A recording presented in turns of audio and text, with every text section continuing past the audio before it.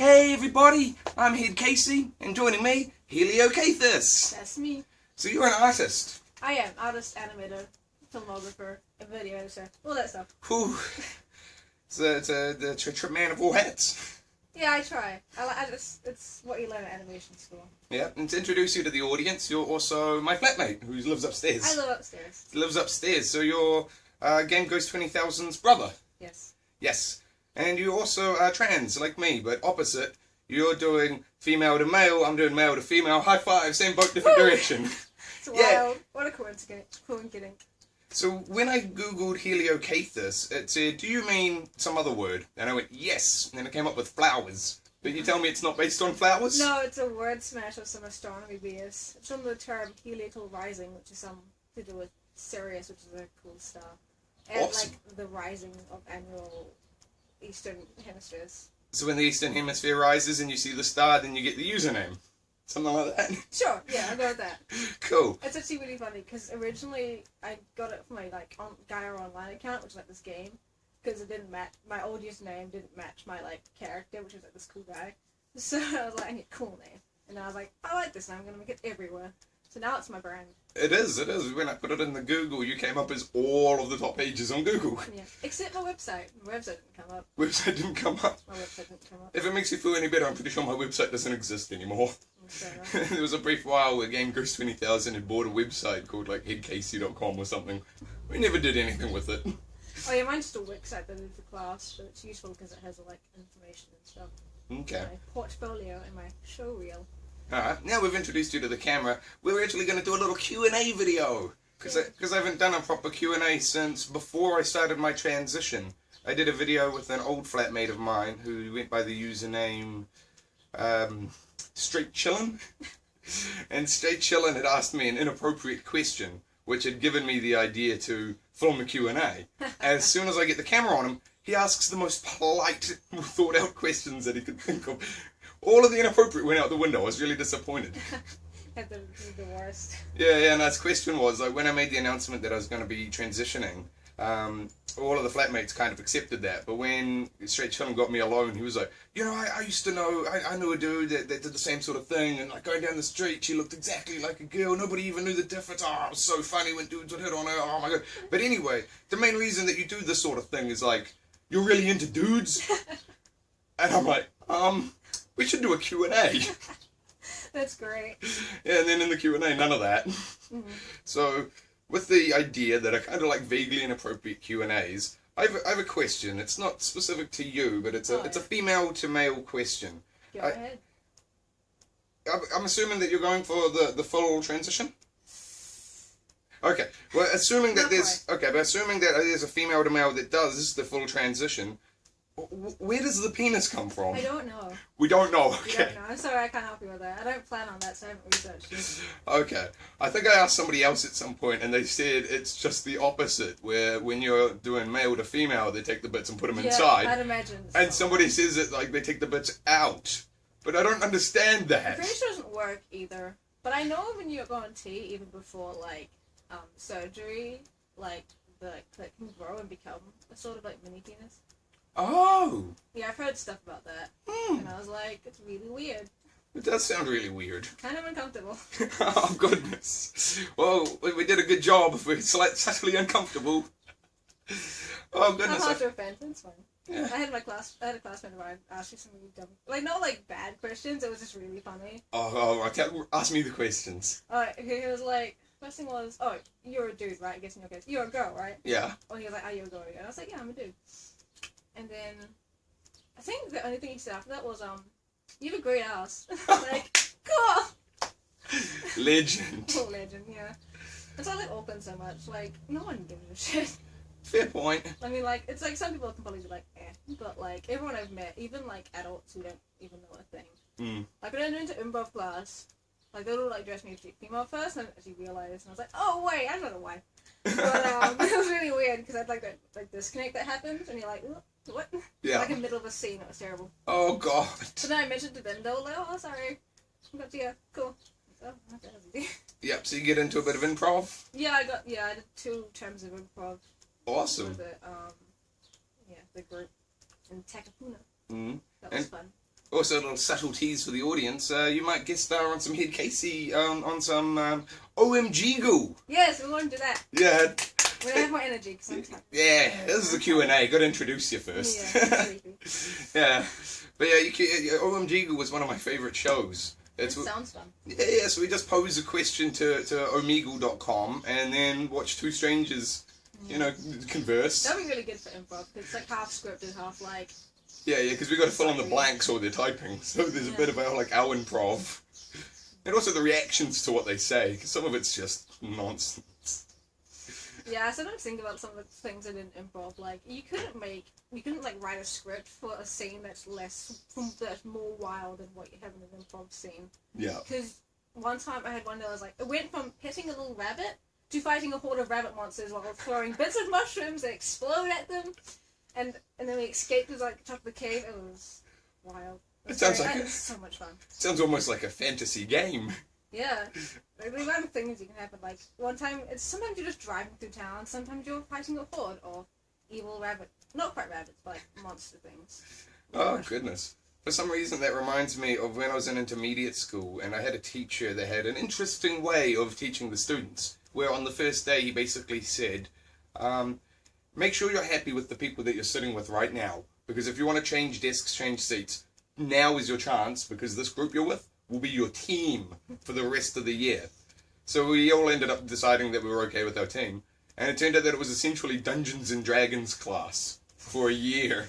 That's amazing. Because it incorporated math and history and science and physics. That's really cool. Yeah, so it was actually a really educational class, and it was fun. Oh man, I wish I had that. Oh yeah, no, the only problem was that the school, I guess, didn't respect it, because it was his first year as a teacher, and I was in that class. It was awesome. By the next year, they had him as the music teacher. Wasn't allowed to do a proper class. Yeah, but he was really cool. That sounds cool. My cousin used to have a teacher in primary school who I'd actually met beforehand, because he's the lead singer of a rock band. And I remember, because I met him at this party, and he was playing for us. And we were just talking about, I'm a teacher at this school here. And I was like, oh, my cousin goes there. So I asked her at home, and she, yeah, it's my teacher. And I'm like, whoa! And he's really wild, and apparently all the other teachers hated him because he was so crazy and shit. Yeah. Oh, that was great. Yeah. I enjoyed my teacher. He also used to do a weird thing where he would have a point system where if you did certain quests or achieved certain results, or even just helped out with things like wiping the whiteboard, you would earn these imaginary points that he would keep a notebook tally of. And then on Fridays, he would bring in a bunch of junk from his house and do an auction. Oh, really? Oh, my teacher's something really similar. My year 7 teacher. I have a couple of good stories from him. This one was we had little stars, so we had our own little chart, and he used stars on the board. Yeah. And the people with the most, and he bought a whole bunch of junk food and gift cards for the countdown and stuff. Yeah. So on I think it was every second Friday, he would people with the most stars got the money and good food, and then everyone else got smaller amounts and smaller amounts. It was great. I find it really funny though because he's a fitness trainer as well. And so, another time during that year, he made us do his fitness routine. What? And he was calling it, it was Mr. Brown's, death run or something, and it was the worst. Oh. So it was just, push-ups and everything. Oh, God. Speaking of fitness routines, I've recently started a new show called Challenge Yourself. And I've written out a couple of future episodes that I'm already cringing at the thought of. Oh, God. Walking in wafers. Imagine trying to eat a wafer cookie while walking. I've done that. You've done that? Okay, so that one might not be so bad. Okay, I got one... the entire concept of the show is oh god. Okay, I got one idea, and it combines two things that I'm not fond of. Twerking and Twinkies. God, that's terrible. Why would you do that to yourself? Why? For the audience! So you got some exciting things to look forward to when I have the money to buy Twinkies. God, I'm gonna die, dude. Oh, I've got some calm ones as well, like yogurt and yoga. Oh, that sounds fun. That's going to be a good one. I'm going to check my phone for that notifications. No. Oh, feel free. I'll just banter for a minute. That's fine. So. Okay, it's something important. Nothing important. Yeah, because I got the 3 bars and that means text, but it wasn't text. So it's fine. Quickly going back to my old Dungeons and Dragons teacher, about halfway through the year, because I would occasionally bid on the auctions and buy some cool stuff, he would always tell us that on the very last day of school, we would do an all-day auction. Oh, wow. And so there was one kid in the class that he didn't earn the most points, but he just over the course of the year continued to accumulate them. And about halfway through the year, it had occurred to me that he now had more points than anyone in the class. Oh, so did you like bid on them with points? Yeah. So you get awarded the points, and they'd be in his little notebook. Oh, I see. And then during the auction, he would let everyone know how many points you have. So I'd be sitting there knowing how many points I have. Yeah, because I thought like with real money, and I was like, oh no, with the points. Yeah, I got you. Yeah, and so he had enough points to outbid everybody. So I began to panic, right, and thought I need to find a way to make more points. Got to get those points. So I go to the teacher and say, hey, if I bring in some personal items from my house and give them to you to put in the auction, could I get the points that are bid on them? And he goes, look, it's a good idea, smart idea. That's just not how the world works. You can bring in them and you can auction them off, but I will only give you 75% of the points because I get 75% of the points as the auctioner, as the teacher. So I agreed and started bringing in stuff, and very quickly other students began to panic and do the same. And this kid, his name was Seth, right? At the end of the year, he had accumulated enough points to outbid the highest second person 3 times over. Wow. Which meant everybody was panicking, because we knew on the last day What off. was the prize? Well, that's the thing. He bought all sorts of stuff. On the very last day, on the very last auction, I believe he had like a Nintendo game system and like a little trampoline and also, why you're freaking out. Yeah, all sorts of cool nonsense, and everyone in the class was basically panicking because an item would come out like, okay, so now we're going to be bidding this. It's like a slushy maker, and everyone would panic and look at Seth. And he would just remain motionless, and people would start to awkwardly start bidding, and we'd all start to build our confidence. We would all just be watching Seth, and he would just sit there. And we get to the very last item. It was something really cool. I think it was the Nintendo system or something. And we were all looking at him. He doesn't move. So we all bid, and it goes. And the final bell rings, and he walks out of there like he's some sort of millionaire. And I'm going, what you didn't get anything. Oh my god. The points are irrelevant literally tomorrow. Today was the day. Maybe he just wanted to be like a badass. He was pretty cool. I got to admit, as he walked off into the distance, into the sunset, I was like, yeah, I was like, you beautiful enigma. Oh man, that's great. It kind of reminds you of in primary school I used to gamble. Like, go on. My friend group played this legit card game. It wasn't like poker. It was really simple. I can't remember what it was. Was Pokemon? No. It was cards. It was playing cards. Yeah. And we legit like put stuff in the middle, and like whoever won like got the stuff. Oh goodness. I got an entire line of like Looney Tunes plushies. Mm-hmm. Like that sounded like real shit, and like he just kept telling us off, and we just kept moving around.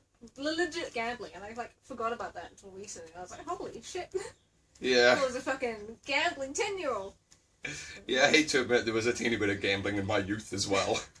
When I was in high school, I remember for a few months there was a bit of a craze that went around where the kids would play a game where you take a coin. So let's say we're playing 20-cent coins. Yeah. So everyone that wants to play has a 20-cent coin, and you pick a wall, and you pick the line. So you stand behind the line, and you throw the coin at the wall. Now the goal is to get your coin the closest to the wall without touching it. If you touch the wall, you're out. Yeah. But the closest coin to the wall wins all of the coins. Oh, wow. And for no apparent reason, I was really good at that game.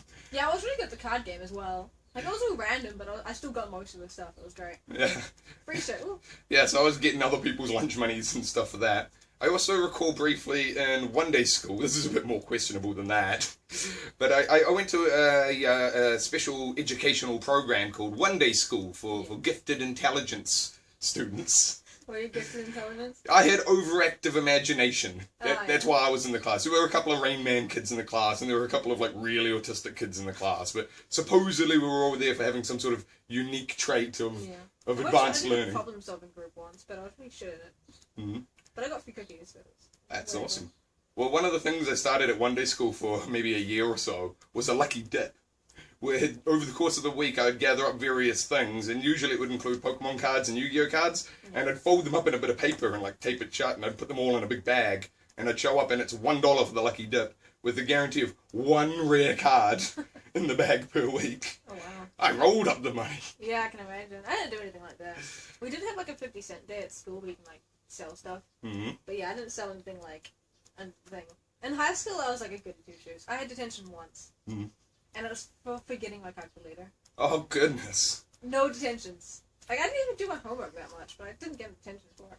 I recall getting a detention multiple times one year, and it was total BS. This was before I was diagnosed with dyslexia. This is actually what led to the diagnosis of dyslexia. But I had a teacher one year who every Monday morning would do a spelling quiz, spelling bee or whatever. And now, over the course of the first few months, most of the kids were struggling and failing the test. And so she'd announced that in like term 2, if you fail the Monday morning spelling test, you get detention where you have to sit around and spell. Yeah. And so I obviously continued to fail the tests. And over the course of that term, most of the other students improved. And it got to the point where I was the only one consistently in detention on Mondays writing lines, and the teacher's saying, like, I don't know why you can't just focus. And I'm sitting there, like, getting hand cramps and weird brain problems. Yeah, God. And, yeah, I eventually just stopped going to school on Mondays. And then the teacher, like, called my parents and was like, your kid's got Mondayitis. And my parents were like, what are you doing? And I was like, well, I get detention every Monday. So they ended up taking me off doing a test. Oh, you got dyslexia. You don't need to spell. You don't need to spell. You can't spell. Yeah, you don't need to spell. Here, have a computer. It'll spell for you. Nice. Going back to, like, vaguely questionable money-making things from youth. I was a reasonably enterprising kid. Nice. But there was a particular occasion that started off brilliant and kind of ends dark. God. Pray tell. Okay. So I was at a campsite called Orrery Point Holiday Camp. Great place. I'd recommend going there. Go and have yourself a holiday. Well, I was there in my youth, and there was one afternoon where we'd spent the morning fishing with, like, nets. And putting like little baby sprats and things, we even caught a baby eel. It was just like a little wiggly thing. Yeah, so we just had a bucket full of these small fish. And then we were like, what are we going to do now? And we decided that we're hungry. And there was about 6 of us, maybe 8 of us. It was a bunch of the kids from around the camp. And so we pulled all of our money together, with $2 being mine. And in the end, we only had $3. Wow. Yeah, but we had that one kid that goes, give me the money. I know what to do. And he was that kind of wild card kid where we know if we give him the money, he'll either somehow magically make us all get food, or he'll completely screw us over. Or just steal it. Yeah, well, no, he wouldn't do that. He would either be a total idiot about it or somehow a genius. There was no mid-ground. So we decided to take the risk because we were all really hungry. We give him the $3 and he goes up to the shop alone. And he comes back down. He's not carrying anything. So we're like, what did you get? And he's like, I got us water balloons. That's what we were like, face palming. We're like, why? We're hungry. He's like, well, it's a hot day and we couldn't afford food for everyone. I thought we could have like a water balloon fight. And they're all just like, oh, you're an idiot. We don't want to do that. I'm like, well, I paid for most of that, so give it to me. So I snatch the balloons off him. And then I'm looking at these balloons and I'm looking at this bucket of fish. And I go, wait, I've got it. So next minute I'm filling up the balloons with water and I'm taking a fish and shoving it in there and tying it up. And then the balloons were kind of translucent and the fish survived and was swimming around in there.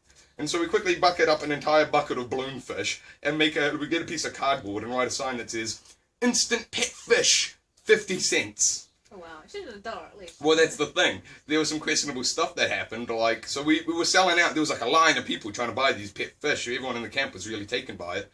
And was this like a school camp? Or? No, this was just a holiday camp. I was like, why would you have money and stuff? I see. Yeah. I've only been on school camp. Yeah, no, this was on the summer holidays. I see. But so there was like, I recall a brother and sister combo where the girl comes up and is like, I want this one. And I'm like, okay, and I sell her the fish, and she moves along. And then the boy comes up and he's like, I want this one. So I'm like, okay, sell him the fish. He just immediately throws the water balloon at his sister. And it pops, and the fish is flopping around, she's screaming, and they both run off laughing. If I remember, I think I scooped up that fish and put it in another balloon. Reselling a stock? Yeah. Pretty good. Yeah, and I recall one kid who picked up a balloon and goes, what's this floating with the fishy? And I look in the balloon, and there's like a fish poo floating in there, and I go, oh, that one's a fish food. This one will last extra long. It's not supposed to be with the 50-cent ones. That's a $1 one. And he goes, I have $1? And I go, okay, here's your fish. Wow. Now, here's where things get good. Is that by the end, we were sold out, except for the baby eel in the balloon, which I decided to keep for myself.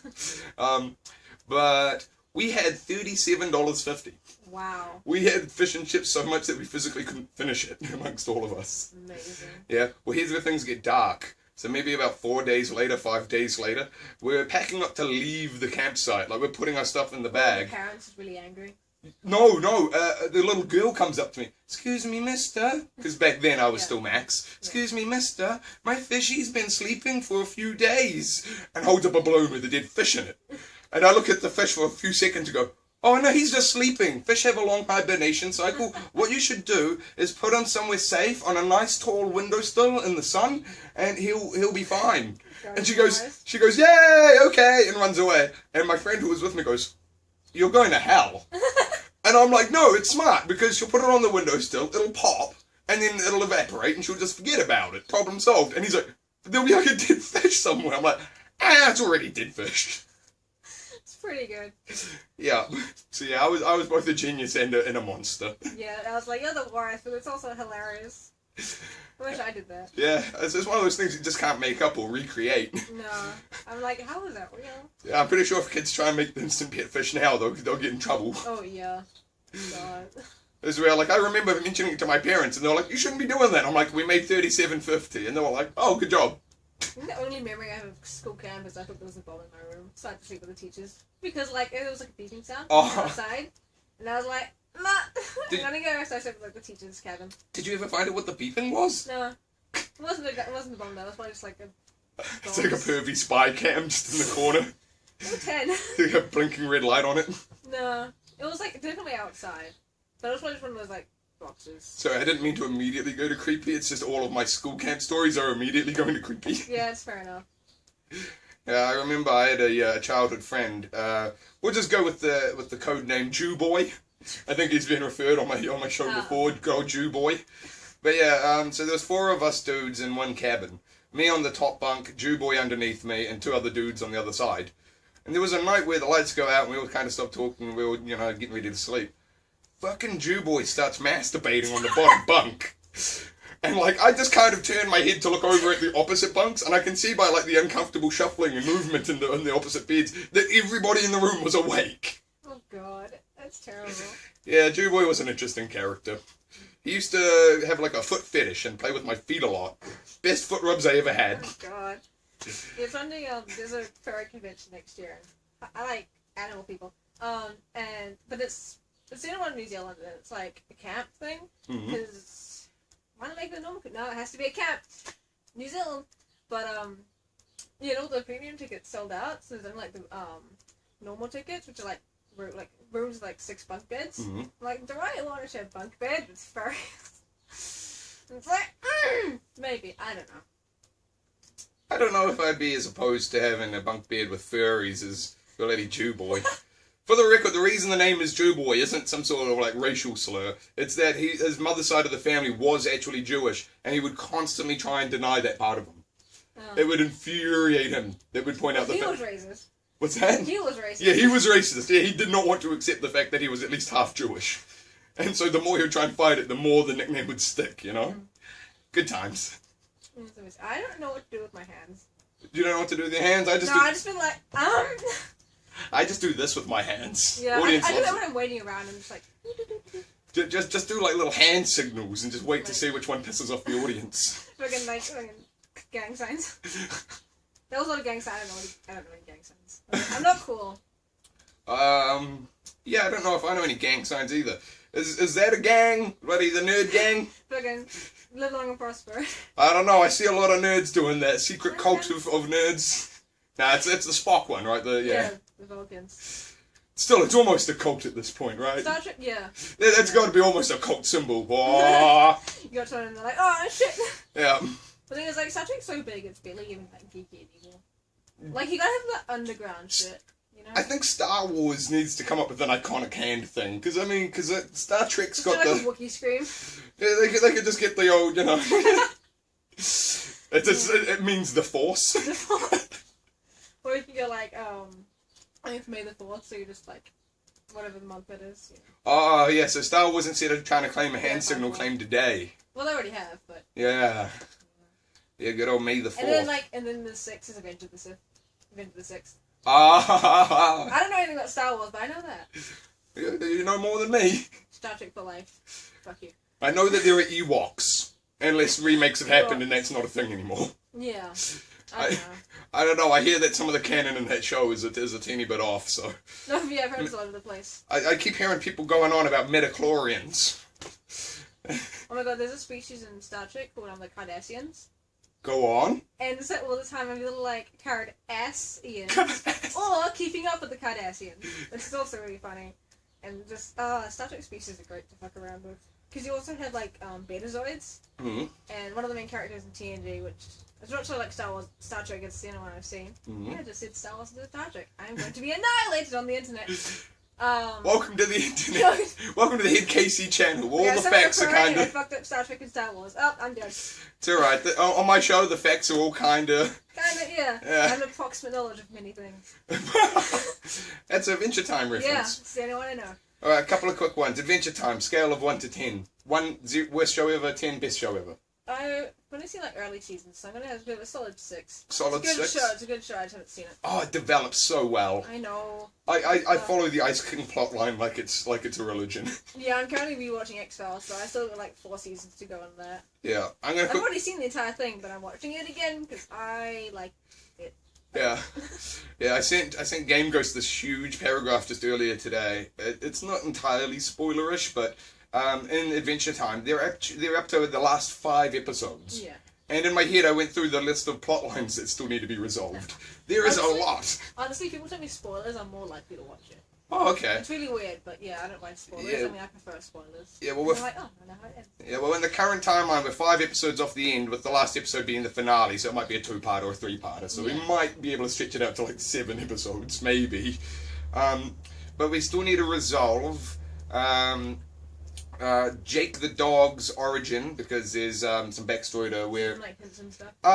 they've kind of touched on where his stretching powers came from. Yeah. But it came from a place where there's mysterious people that have mysterious motive that has not yet been done. They need to resolve. There's a current plot line about Princess Bubblegum's uncle and a clone of Finn that's made of plant named Fern. Yeah. So they need to resolve the uncle and Fern plot line because those two go together. They're buddies or something. There's a character named Marja the Sky Witch, who's she's in a coma, and she's currently being taken care of by the psychic tandem war elephant. So we've got. I really have to catch up. That sounds amazing. Yeah, and Magic Woman is on Mars with Normal Man, who is currently king of Mars. Normal Man. Normal Man. It used to be Magic Man. You remember Magic Man? Oh, Magic Man. Yeah. Yeah. He's Normal Man now. Yeah. A woman stole his powers and became Magic Woman. I see. And he became Normal Man. And he's like, what do normal people do? Like, or get froyo? Apparently own Mars. Oh yeah, that came up later. Tiny Manticore got his revenge. Yeah, I gotta sit down and watch this. Oh yeah. After I watch X-Files. Steven's Universe, 1 to 10. Steven Universe. Originally I liked it a lot. Originally, but it fell off for you. It fell off for me, yeah. Mostly because of, like, the fandom, because they like SJWs, and like. But then like I think I don't really watch a lot of story-based TV shows. I really like Monster of the Week. I love Star Trek. I love X-Files. X-Files is really good. I love X-Files. Yeah, I was just saying it before. I was saying we were watching it, and I just love Scully and Mulder so much.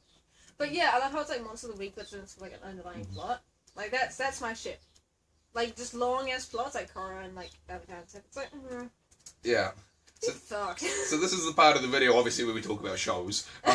But going to X-Files, have you seen all of X-Files? Yeah, originally I have. I'm rewatching it now. So. Oh, you're rewatching it? Yeah. So even though you've seen it I've before, seen it, so I know everything. Okay. Oh, so I forgot a lot. X-Files is old enough that it's not spoilers. Yeah, it's from the 90s. But here's my. Have you seen the new season? Yes. I have not. Are they any good? Here's my rant about that. So at the end of the original series, the big final cliffhanger plot twist was that they discovered the exact date that the alien invasion would take place, which was in 2012. Now, in 2012, there was rumors of an X-Files movie that never came out. There was a 2008 one, though, wasn't there? There was a 2008 one. No, it was. But yeah, in 2012, there was rumor that there might be a movie. Never came out, right? Following that, they released a few episodes to kind of, follow the story a bit later on. Yeah. They still have not concluded the alien invasion. That was teased, 2 decades ago now? Yeah, I don't think they even should have put it back after the day that should happen. It says, like, post-apocalyptic fast. Okay, no, so that was a great idea. I'll tell you my favourite 2 things. The Millennial episode, where there was the year 2000 episode, do you remember? I don't think I've got that far. I think I've saw 1998. Oh, you don't want the spoiler? I think because I remember another one called Millennium and like an earlier. Oh yeah. But I think I do remember it. Yeah, well, in this particular episode, Scully gets kidnapped by a cult that wants to put a worm in the back of her neck because the worm is the re-embodiment of Jesus. Oh. Yes. Right. Very crazy episode.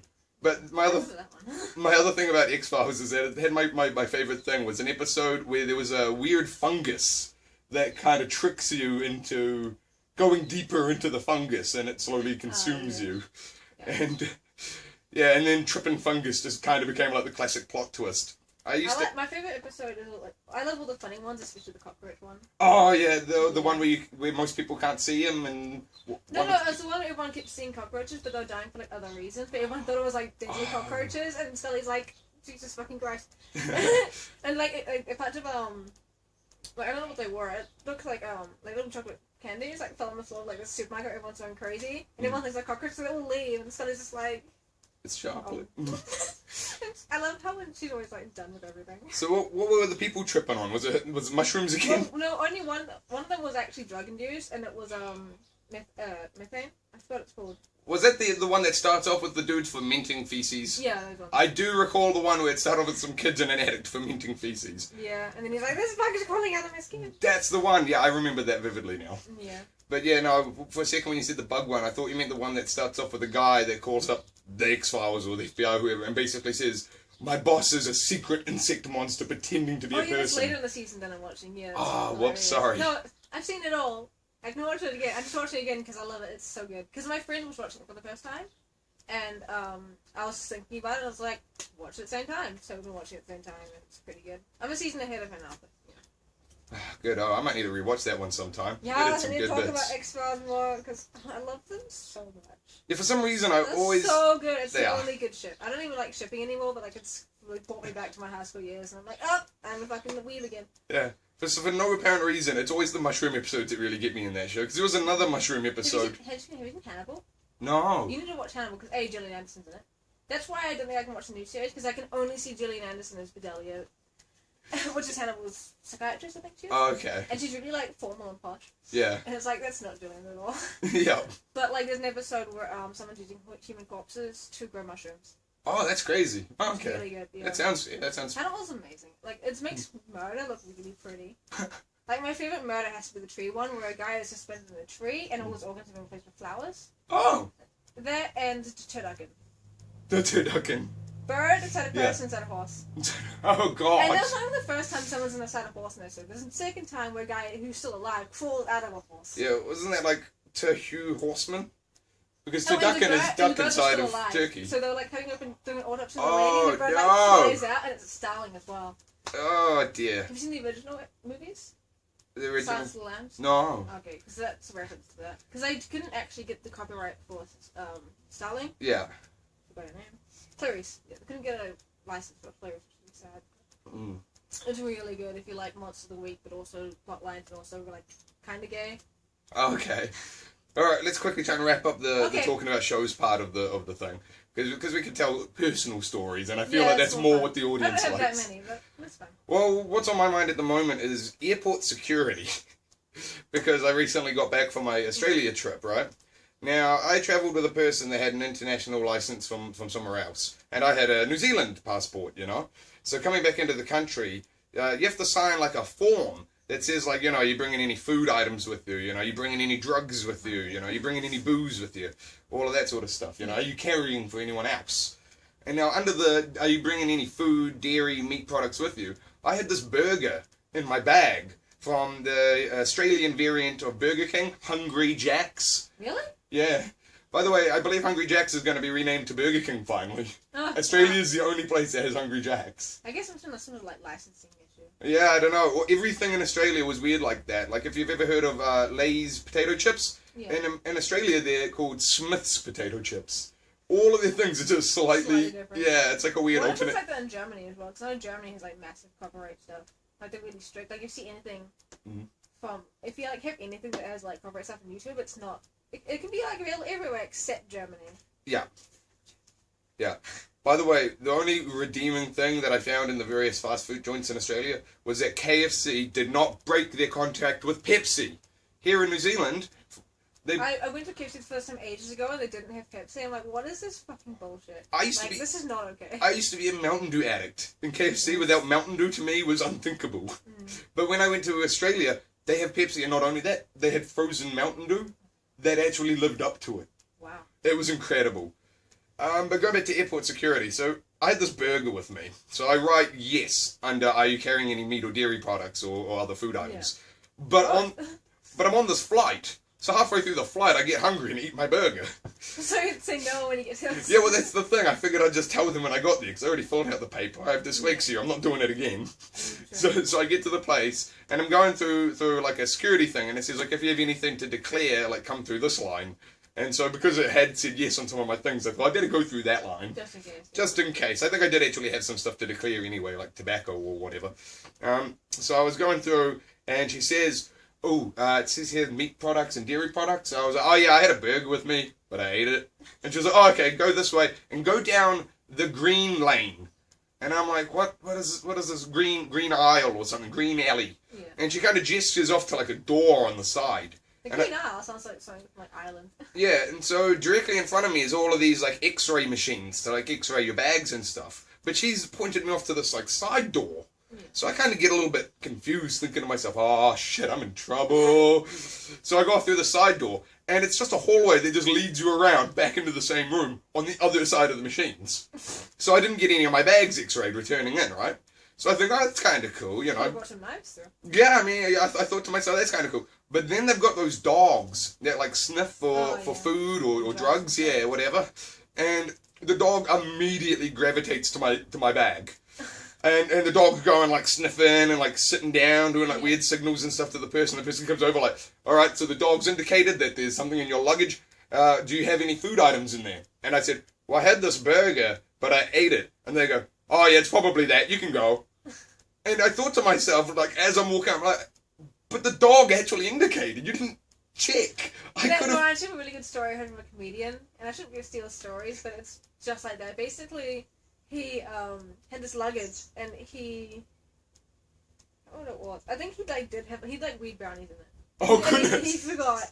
He goes to the dog, like sniffs it, and the officer's like, hey, if you put like an apple on your bag and like on top of the bag in like the last 2 hours, he's like, yeah. He's like, okay, you're fine. Goes through, and he's like, the fuck, an apple? Because apparently apple can like check off the fucking dogs. Yeah. It's just the weirdest thing. I thought it was really funny. Yeah, well, the funny thing is, when I finally got through, and I thought to myself that I could have easily have taken advantage of the situation and bought through whatever I wanted, I went through my bag and kind of looked over some of the items and thought, they probably wouldn't have been so happy if they'd have actually looked through my bag. There's probably some stuff in there that just didn't cross my mind beforehand. It's like actual knives. Yeah, like it was nothing too questionable. I mean, but I think there were a couple of other food products still in my bag. Fair enough. All of them have been consumed now, by the way. Nothing dodgy. Nothing left. Yeah, don't come looking for me, bloody government. We've all been consumed now. Oh yeah, but no, I've had endless problems with airport security over the I years. don't think I've been in other countries since like when I was like 5, I think, when I went to Australia. So I haven't had any like security things. I've just been down to Wellington and back. So I don't know. Nah, I travelled a reasonable amount. I travelled a reasonable amount during my youth because my parents are, you know, vaguely like rich assholes. Oh, yeah. If you couldn't tell by them running off and buying a hotel on the Gold Coast. Yeah, but yeah, their parents when they were growing up didn't travel much. Oh, so I didn't travel at all. Yeah, so my parents when we were growing up travelled all the time, like once a year almost.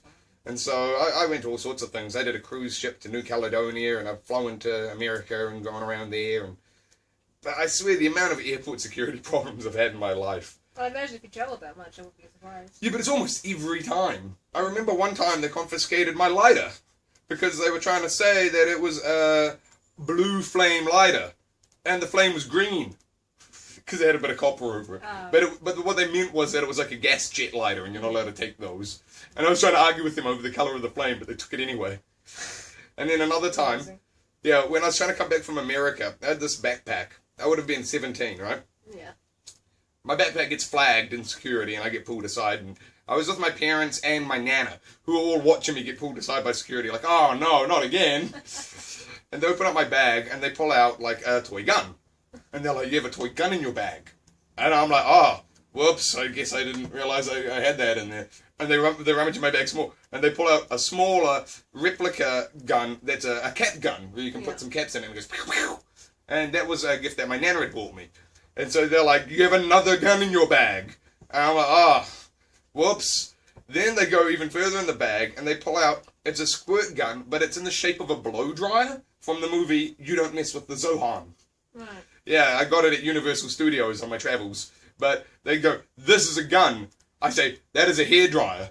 They say, nope, it's a gun. It's a squirt gun. We're confiscating that as well. And then the last thing they pull out of the bag was a keychain with a little gun on it. And they go, this is a gun. I say, that's a keychain. They go, where did you get it? I said, out of one of those machines. You put the dollar in and it gives you the prize. They said, why did you pick that prize? And I'm like, you don't pick the prize. That's someone. Wow. It comes out in an egg. You just open the egg and get what you get. Anyway, then he goes, he's got the keychain one. He goes, and he puts it down on this thing, and he's got this little ruler. And he measures it and goes, yeah, it's just under the size regulation. You can have that. And gives me my little gun keychain back. I don't know why you kind of like plastic toy guns. It doesn't make any sense. In case you scare somebody. I mean, I know there are like actual plastic guns you can get, but like, if you know it's a squirt gun, then like, why bother? Yeah, I mean, I suppose you could put harmful... I should bring my your old BB gun, but like the one that I repainted, because then like it looks really realistic. Oh, I love it. Really? Just rub and buff all your guns, and you're like, oh, you'll never have them again. I remember as well that same trip when we got back into the country. There was a scare going around. I think it was swine flu. Oh, yeah. And so some of the questions you had to answer coming back into the country was like, you know, did you travel to Mexico? Have you been feeling ill? Like all of this. Yeah. Mum wrote down that she had been feeling ill and had been feeling a bit fluey. Yeah. So next minute we're all quarantined in our house. We've been gone for a month, so there's no food in the house. All the perishables have perished, and the people that were staying in the house ate what remained. So we've got no food, and we're quarantined for an unknown amount of time. So you kind of people that come and get your food. Yeah, well, here's what we did. So panicking, we called the supermarket and explained the situation of we're technically not allowed to leave our house because it's like a risk to the country. If we, like, you know, tell you our order, could you bring us some food and we'll pay you, but like we'll, I guess, like leave the money outside or like electronically wire you the money, and you could just come and like put the food on the doorstep. Yeah. So Well, they do that now. Yeah, well, they do that now, but this was a few years ago now. This was back when it was almost unheard of. Yeah. But we managed to talk them into it. So they send this delivery boy, obviously just like a regular worker there. He looked terrified approaching our house. He's like putting the bags on the doorstep and like running away. And it didn't help that the entire family was like at the window, like like watching the food arrive. Oh, that's really good. We're, like, ah! yeah, we're all up against the glass like a bunch of like lepers, like. Yeah, he looked. Dude. Yeah, and then as soon as he was gone, you know, we got our food, and you know, a week later we got the call that Mum was fine. Yeah. We were allowed to leave the house. But I got a week off school. That's pretty good. I'll take anything for that. Yeah, well, that's the thing. The plan was to land back and then 2 days later go to school. God, that jet lag took almost a week to get over. Well, it was a lucky. Fair enough. Yeah. It's a good thing we got quarantined. lucky shot. Oh yeah.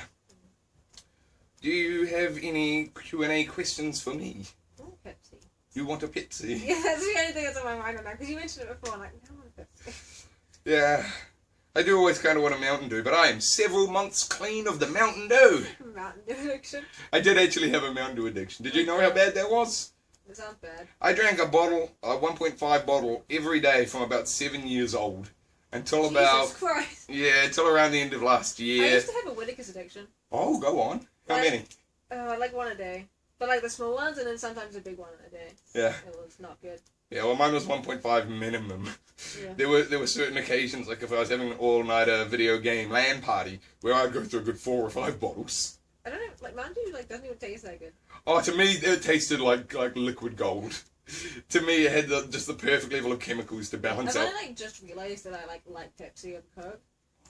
Like it was like during like By the way, internet's gonna hate that. Well, screw the internet. I've already fucked it over already, haven't I? You can take anything, Jesus. Anyway, Team Coke. yeah, you Team Coke. I'll take Coke over Pepsi, but I'll take Mountain Dew over Sprite. Yeah, I had a friend who like in my class who like had like an almost Coke addiction, and I was like, hey, I like Pepsi really like a lot, and it was right before Mum put us like this like low carb thing, but then I realized like diet Pepsi, I can have that. Ooh. Yeah, so now I just got like Pepsi, but they don't have like canned supermarket. They only have the big one. Oh, but I mean, if you spread it out over a period of time. I know, but I don't want like Mum to see that I have a giant fucking Pepsi bottle. We've got a downstairs fridge. Feel free. Sure. Yeah. But try not to steal it. Oh, but also your mum watches this. Does she? Your mum watches my channel. Wait, sometimes. Sometimes. You might watch a band and complain about it. Yeah, but I mean, seeing as you're in the episode, I wouldn't be surprised if this was one of the ones she watched. Well, as I'm saying, I'm not going to get a giant one. Oh, we're not. Yeah, of course not. No.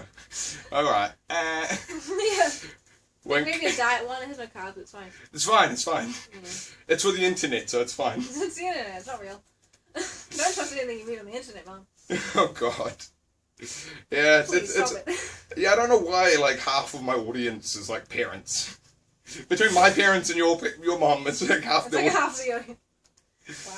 Yeah, no, it always surprises me when I look at my analytics, the analysis for my YouTube, because I swear the age range in the country is always changing for who my top audience is. I believe at the moment my audience, my highest rated audience is between 30 and 45. Wow. So I don't know exactly. Maybe it's like parents looking for explanations for their trans kids. Yeah. Like, this is the wrong place. Yeah, well, I know that between 50 and 60, no audience, but 60 plus, big audience. Some interesting talk out there. Yes, I'm guessing my nana sometimes watches, although she always says that she doesn't. And seeing as I'm her tech person that helps with the computer, I wouldn't be surprised if she didn't. Yeah, fair. The computer's a little bit hard for her. Well, so she doesn't really believe in the YouTube so much. Yeah, because, you know, I did 2 film degrees and now I'm technically not making money. Yeah, true. So I keep telling her my YouTube will eventually make some money. Eventually get there, yeah. Eventually, somebody at some point will pay the PayPal. Totally not adpocalypse. Adpocalypse. Yeah, well, I mean, you know, I keep working on the YouTube because it's part of it's for my amusement more than other people's. You should like reviews and stuff. Have you done any of those? Not really. You should do reviews. They apparently get quite popular. Because I have a friend who did YouTube for like a month and got like tens of thousands of views because he did Steven Universe fan art.